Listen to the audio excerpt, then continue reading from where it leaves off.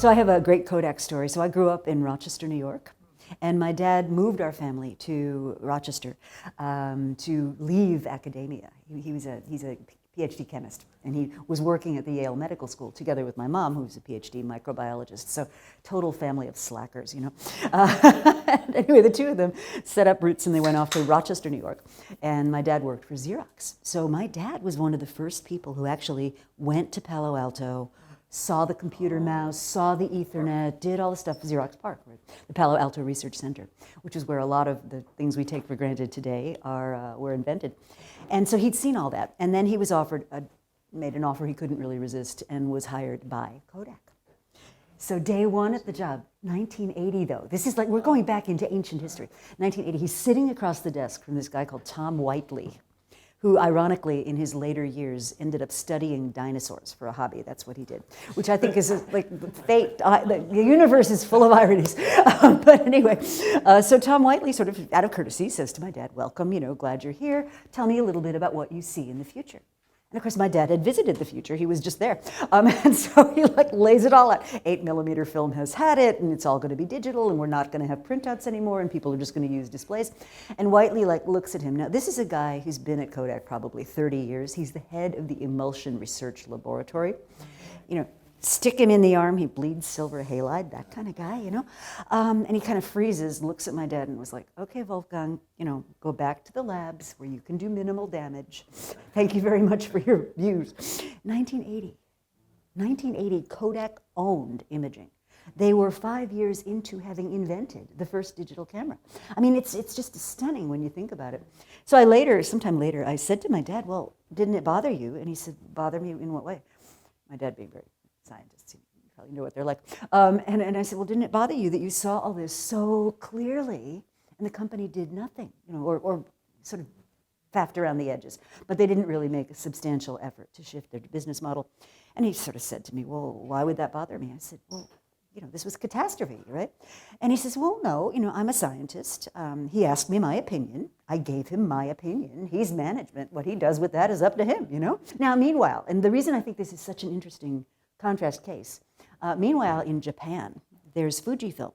And Fuji and Kodak back, if you go back to like 1970, were virtually identical. They had, you know, except one spoke Japanese and the other spoke English, but you know, they had similar distribution, similar product lines. They actually had a joint venture at one point. But what happened at Fuji was a really interesting counterexample.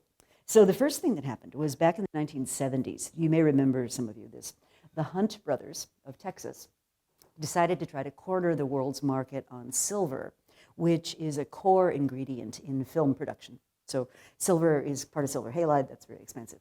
And they did this sort of secretly and behind the scenes throughout much of the 70s. And if you looked at the price of silver, what you would have seen is a sort of gradual rise. And then eventually it got to the stage where all the photography companies realized that the price of silver was becoming so much higher than the business models had been built to deal with. And everybody freaked out. Well, anyway, this plot came to light eventually, and the Hunt brothers were exposed. They actually went to prison. I mean, it was a whole big scandal. And the price of silver went back to normal, and all the photography companies except one said, thank God that's over, back to business as usual. The one that didn't was Fuji. And the head of Fuji, a guy named Minishi Onura, he basically said, look, if this happened once, it can happen again. And we need to be prepared to have a robust strategy in the event that these external shocks occur. So his resolve hardened into commitment with the 1983, I want to say, introduction of the Sony Mavica, which was the world's first commercially available digital camera. And it wasn't very good, and the pictures weren't great, and the resolution wasn't that terrific, but it was a working digital camera which Sony was selling to the public. And at that time, Onishi said, that's it, we have to make a turn. And they, over the course of the next decade and a half, relentlessly went into digital. And I was not too long ago on a panel, last October, in fact, on a panel with one of the architects of this strategic shift. And he was talking about Fuji's shift toward a really different approach to their strategy. And one of the most fascinating things he talked about in this conference was he had a slide which showed a microscopic cut of a piece of color film. and how, you know, how you could see the different layers. And like a really good high quality color film has about 40 different micro layers of stuff in it, you know, the chemicals in it. And then he showed the exact same slice of a piece of human liver.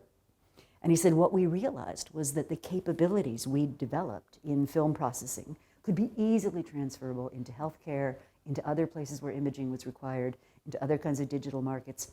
And today, Fuji is a healthy, thriving company. They're doing fine, but they had to have the courage to move. And I think what happened at Kodak was a real center of gravity problem.